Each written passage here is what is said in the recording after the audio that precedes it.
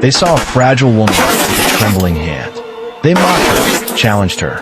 They never imagined she was the deadliest person on the base, and they were about to learn why in the most humbling way possible. The morning sun cast long shadows across Vanguard training grounds, the air thick with the scent of salt from the nearby Salt Creek coast and the sharp tang of gunpowder. Maya Lincoln moved through it all like a ghost, her presence barely registering against the backdrop of concrete and manicured firing lanes. At 30, she possessed a quiet intensity that seemed to absorb the space around her. Her blonde hair, the color of sun-bleached sand, was pulled back into a severe, functional ponytail. The only thing that drew the eye was her right hand. Encased in a high-tech black compression brace, it trembled with a persistent, frustrating tremor. With her left hand, she unlatched a rugged Pelican case, revealing a custom precision rifle nestled in high-density foam. The parts were a collection of the best components money could buy.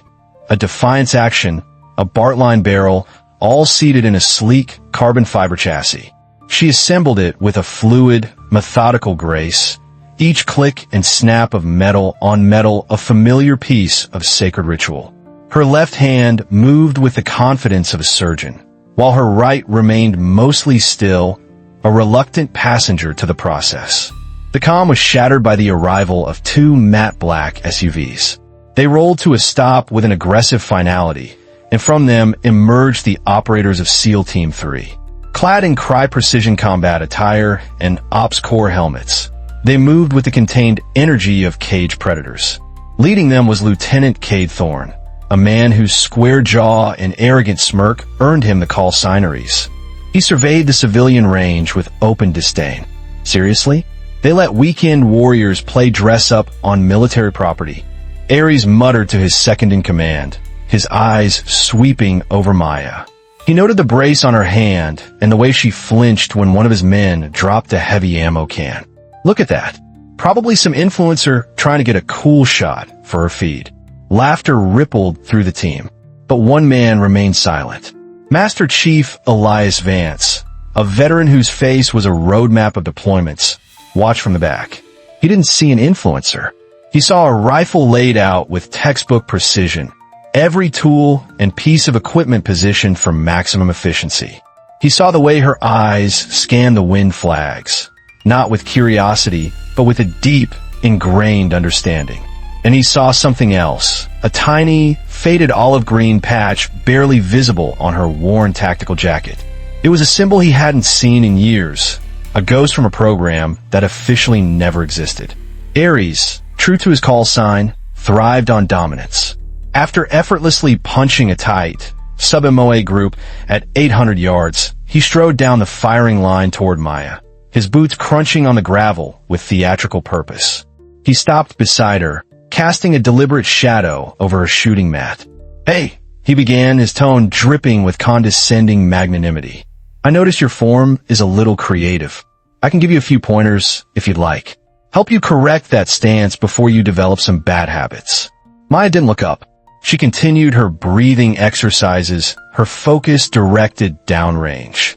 "I appreciate the offer, Lieutenant, but I'm just following my physical therapy protocol." Her quiet dismissal only fueled his arrogance. "Physical therapy, right?" He chuckled, the sound grating. "Look, I get it. But seriously, you're fighting the rifle. How about a friendly wager? A little motivation to push yourself." She finally turned her head, her gray eyes as cool and unreadable as a winter sky. "I'm not here to compete." It was the wrong thing to say. For a man like Ares, refusal was a challenge. He pressed on, his voice laced with a sharper edge. "Come on, don't be shy. It's a simple accuracy challenge. I'll even give you a handicap, considering, you know." He gestured vaguely toward her trembling right hand. The word hung in the air, electric and ugly. Handicap.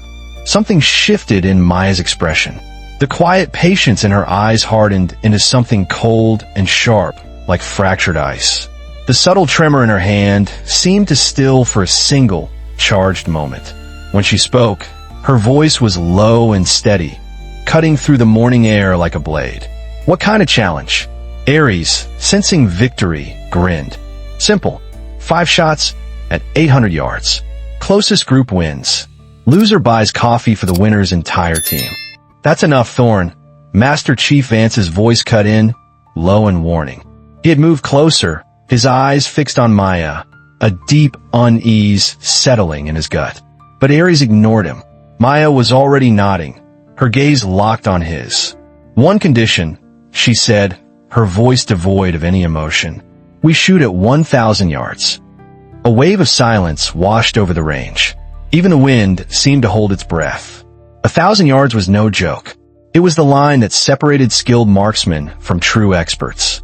Ares let out a forced laugh. Man, with that shake, that's over half a mile. You sure you're up for that? Maya's reply was simple and devastating. Are you refusing, Lieutenant? His face flushed a deep red. Pride, the warrior's oldest enemy, took hold. Of course not, he snapped. Your funeral. Lieutenant Thorn took his position with a flourish, making a show of reading the wind and adjusting his high-end scope. To his credit, he was an exceptional shot. The wind was tricky, gusting unpredictably from the west, but he compensated with practiced skill. 5 times the rifle cracked, and 5 times a puff of dust appeared near the center of the distant target. The resulting group was impressive, tight enough to be covered by a softball. Beat that, he said, standing up with a smug grin. This is what we do for a living. No hard feelings when you can't. Maya moved to the firing line without a word. The air around her seemed to change, growing still and heavy with anticipation. But instead of settling into a standard prone position, she did something that made every experienced shooter on the range lean forward in confusion. She walked downrange and, with calm deliberation, placed 3 separate 10-inch steel targets on a single stand, each separated by exactly 2 feet of open air. What the hell are you doing? Ares demanded, his smugness turning to irritation. The bet was for group size, not some circus trick. Maya walked back to her mat and looked at him, her gray eyes holding his for a long moment. I'm giving you a chance to withdraw your bet, she replied evenly. 1 shot, 3 targets, all or nothing. A disbelieving murmur swept through the SEALs. Hitting 3 aligned targets with a single bullet at 1,000 yards wasn't just difficult.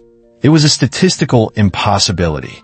The bullet would have to maintain perfect, unwavering stability through the violent energy transfer of the first 2 impacts, a feat that bordered on defying the laws of physics. She's bluffing, one of the younger SEALs whispered. But Master Chief Vance knew she wasn't. He watched as Maya settled into her stance, a bizarre, asymmetrical position that looked all wrong. Her body was canted at an odd angle to the target, her rifle held in a way that would have failed any basic marksmanship course. She closed her eyes for 10 seconds, her lips moving in a silent, rhythmic mantra. When she opened them, the world seemed to narrow to a single point of lethal focus. The tremor in her hand was still there, a constant, violent quiver. But somehow, it no longer mattered. Her breathing slowed until it was almost imperceptible. She waited. The wind gusted, died, gusted again. She waited through it all, a statue of impossible calm. Then, in the silent space between 2 heartbeats, she fired. The rifle's report was a sharp crack, but what followed was a symphony of impossible physics. Through Vance's spotting scope, time seemed to stretch. He watched the bullet's vapor trail streak across the 1,000-yard gap. Ping! The first steel plate rang out, a perfect hole punched dead center. The bullet, impossibly, did not tumble. Ping! The second plate, 2 feet behind the first, erupted with a shower of sparks. Another perfect hole. A collective gasp swept the range. Ping! The third and final plate, a target that should have been safe from a destabilized round, sang out with a clear, final note of impact. Silence. Absolute, profound silence. Vance lowered his scope, his hands shaking. His brain, forged by decades of combat and ballistic science, refused to process what his eyes had just seen.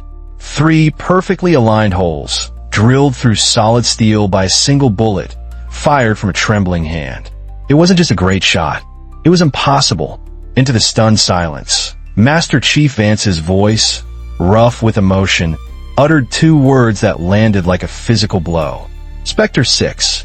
The call sign was a key, unlocking a vault of trauma Maya had kept sealed for 5 long years.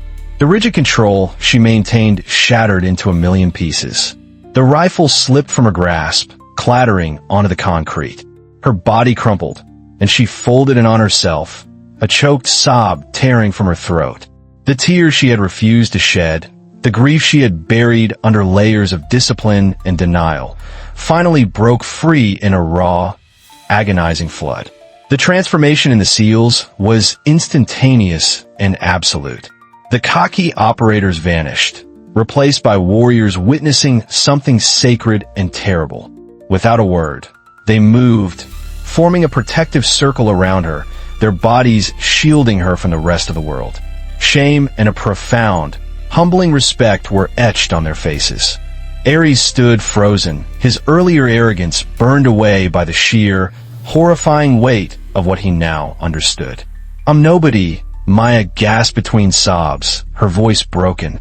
"Spectre 6, she died in Syria. With her team. I'm just what's left." She sat back on her heels, cradling her trembling right hand as if it were a wounded animal. The story poured out of her, fragmented and raw. Operation Silent Ember. April 15th, 2018. 8 of us. They called us the Spectre unit because we didn't exist. The best shooters from every branch, trained to make the impossible shot. Her gaze went distant, seeing a dusty landscape a world away. The target was a high-level insurgent commander. Intel said he'd be at a compound for 1 hour. We split into 2 elements. I was Overwatch with Spectre 1, positioned 1,200 yards out. The others, they went in close. She described her rifle's advanced optics, a military-grade system with ballistic computers and thermal imaging that made her a god of the battlefield. I had a clear shot through a window. But Spectre 1, he wanted to wait for the entry team to get into position. Standard procedure. Her voice trembled, but I saw something else through that scope. A large propane tank, right next to the target. The thermal signature showed it was full. The entry team was still 30 seconds out when the target started to move. He was leaving. Spectre 2, Rodriguez, she came over the comms. "Take the shot, 6. We'll adapt." So I did. A bitter, broken laugh escaped her lips. 1 shot, 1,218 yards. A perfect shot. Center mass. The hydrostatic shock knocked him backward, directly into the pressure tank. The bullet passed through him and punctured it. There must have been a spark. The whole building just erupted. The weight of her words settled over the SEALs like a physical shroud. 6 Kia, she whispered, the names like stones in her mouth. Rodriguez, Jackson, Kim, Torres, Washington, Davies. My friends. My family. Dead. Because I was too good. Because my perfect shot hit him so perfectly it turned him into a bomb. If I'd been a fraction less precise, they'd still be alive. That's not on you, Ares said, his voice rough with an emotion he rarely showed. You followed orders. But I saw the tank, she cried, the words tearing from her throat. I saw it, and I still took the shot because I was Spectre 6 and Spectre 6 didn't miss. The shrapnel in my hand, that's from digging through the rubble afterward, trying to find them.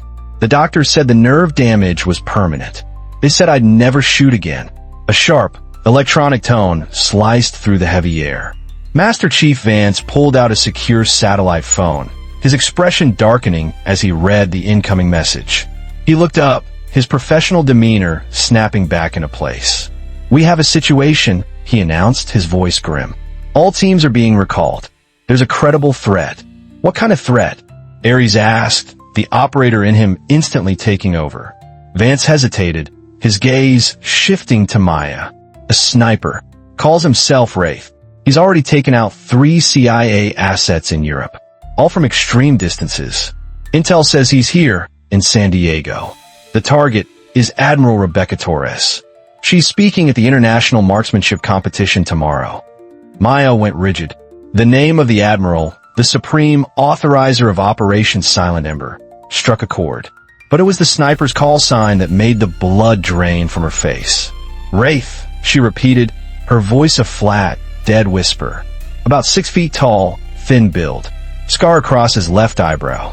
Favors a prone, supported position, even when it's not tactically necessary. Everyone stopped moving. Vance's eyes narrowed. You know him. Dmitry Volkov, she said, the name tasting like ash. Ex-Spetsnaz. He was at the compound in Syria. He was the nephew of the man I killed. He's been hunting Spectre survivors ever since. He found Spectre 1 last year. Made it look like a suicide. Then we need to get you into protective custody now, Ares said, his voice urgent and firm.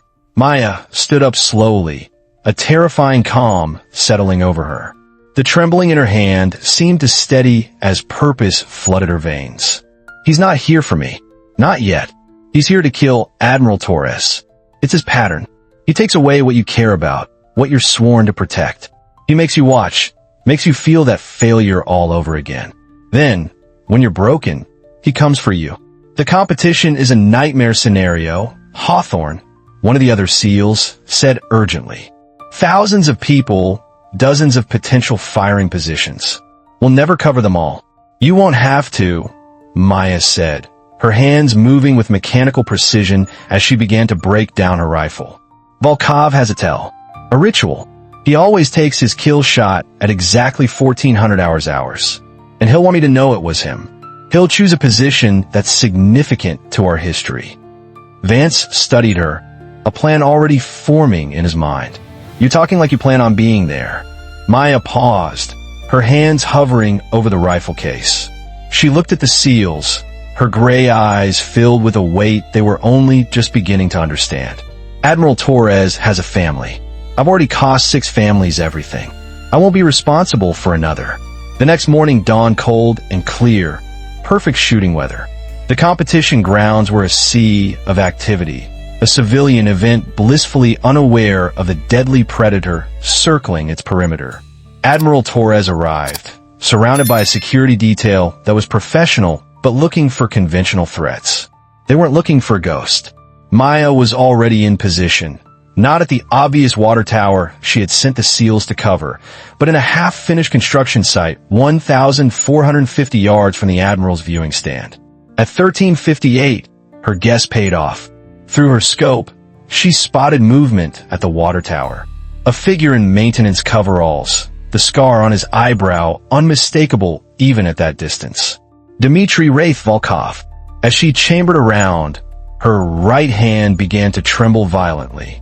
The ghosts of Syria were screaming in her mind. Trust your instincts, Rodriguez had always said. She settled into the same unconventional stance from the day before, her breathing slowing, her heart rate finding its rhythm. Through her scope, she watched Wraith set up his shot. He was patient, methodical. At 13:59 and 45 seconds, he began his final trigger squeeze. 15 seconds. 15 seconds to stop a bullet that was already on its way. The wind gusted. Her hand shook, the crosshairs dancing wildly. But she knew this dance. She had lived with it for 5 years. Between the violent tremors, in the fractional spaces between heartbeats, there were moments of absolute, perfect stillness. She just needed one. Time slowed. She could see Wraith's finger tightening. She could see the Admiral laughing, completely unaware. The calculation was instant. Intercept his bullet mid-flight? Kill him before he fired? She chose neither. In a single, crystalline moment of calm, she fired. Her bullet didn't strike flesh. It struck metal. It impacted Wraith's rifle scope with explosive force, shattering the optics and sending a spray of glass and metal fragments into his face. His rifle bucked sideways just as he pulled the trigger, his own shot plowing harmlessly into the dirt 100 yards wide of its target. He reeled back, his position compromised, his weapon useless. As security forces, alerted by Hawthorne's team, swarmed the tower, Wraith looked directly toward her position. Across nearly a mile of open air, his one good, I found hers.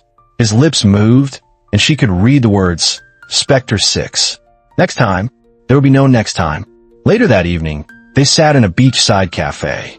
The salt-laced air was cool, and the setting sun painted the Pacific in hues of amber and gold.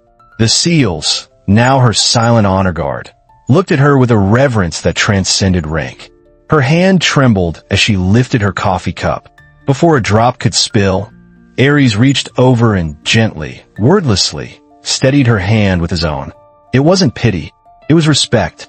To absent friends, Hawthorne raised his cup in a toast. To absent friends, they all echoed. And for the first time in 5 years, Izzy spoke their names aloud, her voice soft but clear. Rodriguez, Jackson, Kim, Torres, Washington, Davies. The nightmares would still come. Her hand would always shake. But as she looked out at the ocean, where the sky bled into the water, she felt the first stirrings of something that wasn't peace, but acceptance. She had carried her ghosts through the fire and found her own way to honor them. She was still Spectre 6, and a phantom had finally found her way home. The world is full of silent warriors carrying unseen burdens. If you've ever misjudged someone based on their appearance, share your story in the comments below. Let's create a space of understanding. And please, comment with respect for everyone's journey. If this story moved you, consider subscribing and sharing it. Your support helps bring these stories of quiet strength to light.